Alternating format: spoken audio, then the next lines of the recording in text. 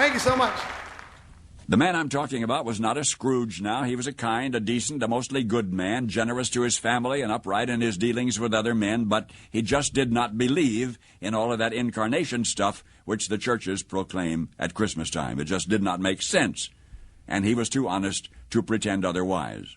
He could not swallow the Jesus story about God coming to earth as a man.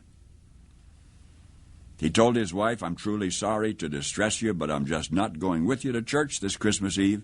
He said he'd feel like a hypocrite, that he'd much rather just stay home, but that he would wait up for them. So he stayed, and they went to the midnight service. Now, shortly after the family drove away in the car, snow began to fall.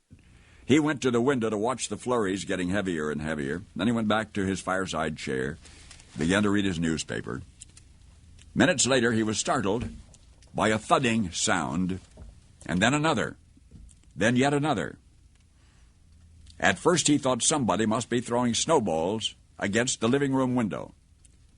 But when he went to the front door to investigate, he found a flock of birds huddled out there miserably in the snow. They had been caught in the storm.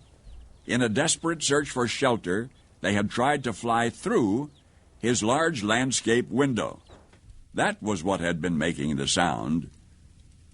Well, he couldn't let those poor creatures just lie there and freeze. So he remembered the barn where his children stabled their pony.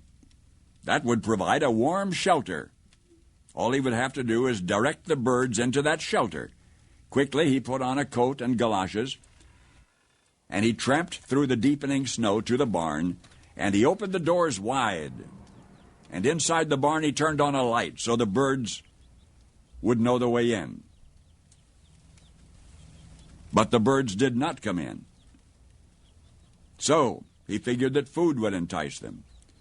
He went back into the house and fetched some breadcrumbs and sprinkled those on the snow, making a trail of breadcrumbs to the yellow-lighted, wide-open doorway of the stable. But to his dismay, the birds ignored the breadcrumbs. The birds just continued to flop around helplessly in the snow. He tried catching them. He could not.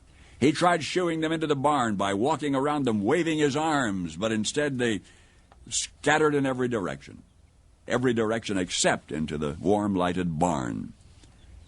And that's when he realized that they were afraid of him. They were afraid of him. To him, he reasoned, "I'm a strange, terrifying creature. If only I could think of some way to let them know that they can trust me, that I'm not trying to hurt them but to help them." But how? Any move he made tended to frighten them and confuse them. They just would not follow. They would not be led or shooed because they feared him. And he thought to himself, if only I could be a bird now, if I could be a bird and mingle with them and speak their language and tell them not to be afraid, then I could show them the way to the safe, warm barn. But I would have to be one of them, wouldn't I? So they could see and hear and understand. At that moment, the church bells began to ring. The sound reached his ears above the sounds of the wind, and he stood there listening to the bells. Adeste Fidelis. Listening to the bells, pealing the glad tidings of Christmas, and he sank to his knees in the snow. Paul Harvey,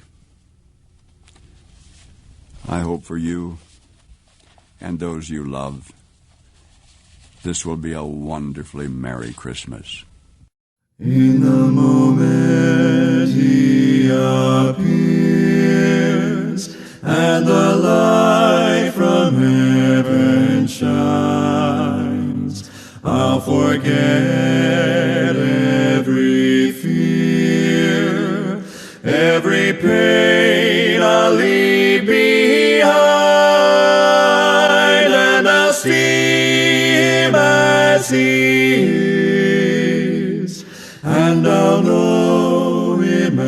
'cause I'm known.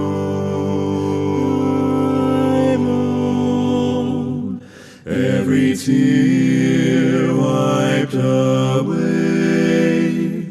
when I go home.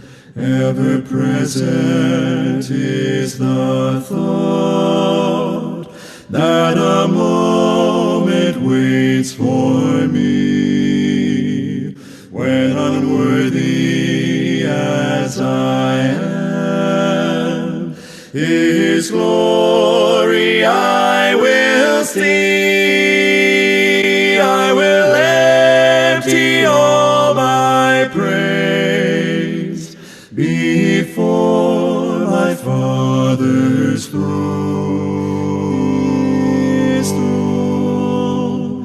Every tear wiped away when I go home. If the trial I endure and your presence I can't find, be near me, Lord, I pray. Bring back unto my mind that your promises are firm, and I'm never on my own.